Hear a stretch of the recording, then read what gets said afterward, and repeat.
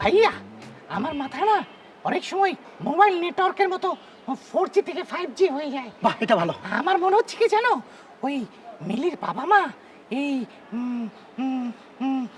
ওই আবু বক্করের চাইতে তোমাকে বেশি পছন্দ করে। হ্যাঁ। কিভাবে বুঝলা? ওই যে মিলি তো টাক মাথা একদমই পছন্দ করে না, আর আবু বক্করের মাথা তো পুরোই টাক, একেবারে গোল পৃথিবীর মতো, তাই না? হ্যাঁ, রাইট, একদম ঠিক বলেছো। আর আত্মীয়, আমার মাথায় দেখো কালো চুল কেমন গিজ গিজ করছে। হ্যাঁ, কিন্তু এদিকটা খালি হয়ে গেছে। সমস্যা নেই, এই যে ওই এদিকে আসছিয়েছি তো, তাই এদিকে একটু ফাঁকা মনে হচ্ছে। ঠিক ঠিক ঠিক। তার মানে আমার সম্ভাবনা বেশি। আচ্ছা আত্মীয়, তুমি আবার চাইনিজ খাওয়ার জন্য আমার কথার সাথে তাল মিলাচ্ছ না তো? ছি ছি, তা হবে কেন? এই তুমি তো আমাকে আদর করে প্রতিদিন চাইনিজ খাও, তাই না? আমি কিন্তু তোমাকে আরেকটা কথা বলেছিলাম, এই মিলির সামনে গিয়ে আমার নামে বেশি বেশি সুনাম করতে, প্রশংসা করতে। করে তো কসু করো মিয়া, সেটার কোনো রেজাল্টই তো আমি দেখি না।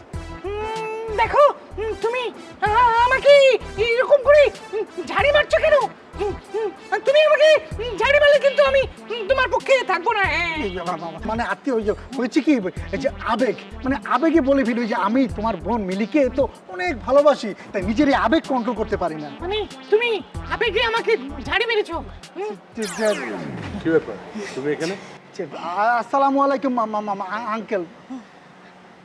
তুমি এখানে কি করো? আঙ্কেল, ওই হয়েছে কি, আমি নতুন একটা চাকরি পেয়েছি, বিশাল বেতনের চাকরি।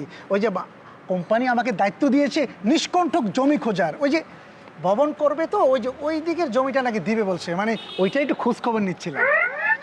কিন্তু বাবু তো এলাকার কিছুই চেনে না, ও কি বলবে? না না আঙ্কেল, সেটা তো আমি জানি, সে তো বেড়াতে আসছে, এলাকার নতুন, কিচ্ছু চেনে না। ওই আমি এমনি আলোচনা করতেছিলাম না বাবু। আচ্ছা ঠিক আছে বাবু, চলো বাসে চলো। জি মামা। জি আঙ্কেল, ওই যে আমার জন্য দোয়া করবেন। হ্যাঁ, আর ওই যে আঙ্কেল, আমার কিন্তু অনেক টাকার চাকরি হয়েছে বেতনের। বাবু চলো। কংগ্রেচুলেশন আঙ্কেল, আগের চেয়ে কিন্তু আমার বেতন বেশি। ইয়া আল্লাহ, চাকরি নিয়ে তো চাপাবাজি করলাম, মনে হয় বিশ্বাস করে ফেলাইছে। এখন যাই হোক, এটারে কন্টিনিউ করতে হইব। বক্কর সাপরে যেইভাবেই হোক আমার এই লাইন থেকে সরাইতে হইব। শাহিদুল, মাথা কাজে লাগা, মাথা কাজে লাগা। আপা, আপা, আপা। এই ছাগলের মতো ভ্যাবা করতেছিস কে? কি হয়েছে? আপনি যে একটু আগে বদরুল সাহেবের নতুন বউ দেখতে গেছিলেন না, সেটা আপারে কয়া তুমি সেই জন্য ডাকতেছি। বাবা বাবা বাবা বাবা, এই তোর আমি 60 টাকা ঘুষ দিলাম না, করলাম না, জবান বন্ধ রাখবি, কবি না কিছু, নিমক হারামি করবি না, আল্লাহ কিন্তু সহ্য করবো না। আপা, হ্যাঁ, এই যে ভাইজান ব্যাগ পাঠায় দিছে। ভাইজান ব্যাগ পাঠিয়ে দিছে মানে? কে নিয়ে আসছে ব্যাগ? ওই যে রতন ভাই আছে না, রতন ভাইয়ের কাছে ব্যাগ পাঠায় দিছে।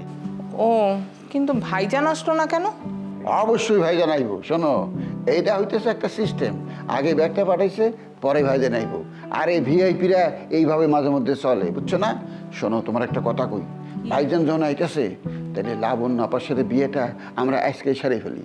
এক কাজ করবো নাকি, কাজীরে ডাক দিয়ে নিয়ে এসে বসায় রাখবো। আরে লাবণ্য আপাই তো বাসায় নেই, তুমি কার সাথে কার বিয়ে দিবা? হ্যাঁ হ্যাঁ হ্যাঁ, কই গেছে? লাবণ্য আপা তার কোন আত্মীয়ের বাসায় গেছে। আসলে দেখলাম ভাইজানও নাই, আপাও বোর হচ্ছে, বললো একটু ঘুরে আসি, তাই আমি কিছু বলিনি। তাহলে তো মনে হচ্ছে আরেক ঘটনা। আর এক ঘটনা মানে? লাবণ্য আপা নাই বলে ভাইজান আসতেছে, সে অবশ্যই খবর পাইছে যে লাবণ্য আপা আউট, লাবণ্য আপা আউট, ভাইজান ইন। আমার তো মনে হচ্ছে এইটাই। আচ্ছা, তুমি একটু বেশি বোঝো। লাবণ্য আপাকে ভাইয়াকে বলে গেছে? ভাইয়া তো এখনো জানেই না যে লাবণ্য আপা নাই এই বাসায়। এমন একটা ভাব দেখাও না যে ভাইজানের সব কিছু তুমি জানো। ভাইজান কয় নাই বলে তুমি জানো নাই? ভাইজান যা কয় নাই, ভাইজান তা করবো না, তার কোনো নিশ্চয়তা আছে? উনি এখন যা করার সিদ্ধান্ত নিছে, সেটা তোমার কয় নাই, তুমি জানো না, ব্যাস। এই, তুমি চুপ করো, ব্যাগটা নিয়ে উপরে রেখে এসো। আমি ব্যাগ উপরে নিয়ে যাব? আমি কি কেয়ারটেকার নিতে পারি? আমি জামাই। আমি বলেছি তাই যাবা। যাও, ব্যাগটা নিয়ে ভাইজানের রুমে রেখে আসো। আরে তুই দাঁড়ায় আছিস কেন? যা। এ যা, ব্যাগ নিয়ে যা। এই, ও যাবে কেন? ও যাবে না। আরে যাও, ব্যাগ নিয়ে তুমি উপরে যাও, ভাইজানের রুমে রেখে আসো।